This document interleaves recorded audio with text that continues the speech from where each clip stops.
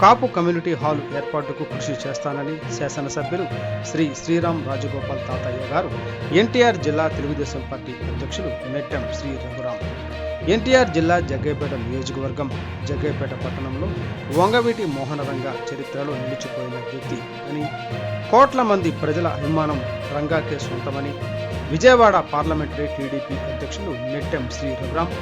Jaggayyapeta MLA Sriram Rajagopal తాతయ్య అన్నారు.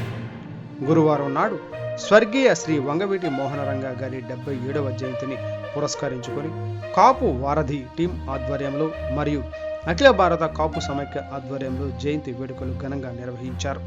ఈ సందర్భంగా జగ్గయ్యపేట పట్టణంలోని కోదాడ రోడ్డులో ఉన్న శ్రీ వంగవీటి మోహనరంగ విగ్రహానికి స్థానిక ఎన్డీఏ కూటమి నాయకులతో కౌన్సిలర్స్ సభ్యులు కలిసి నెట్టెం శ్రీ రఘురామ్ శ్రీరామ్ రాజగోపాల్ పూలమాలలు వేసి ఘనంగా నివాళులు అర్పించారు. ఈ సందర్భంగా పెద్దలు మాట్లాడుతూ వంగవీటి మోహనరంగ ఒక సామాజిక వర్గానికి మాత్రమే చెందిన వ్యక్తి కాదని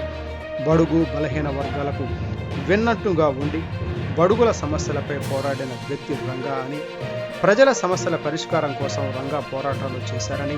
పేదల కోసమే తన జీవితాన్ని అంకితం చేశారని, బ్రతికినంత కాలం ప్రజాసేవ చేస్తూ ఆఖరి క్షణాల్లో కూడా ప్రజల కోసం పోరాడుతూ ప్రాణాలు విడిచిన నాయకుడు వంగవీటి మోహన రంగా అని, రంగా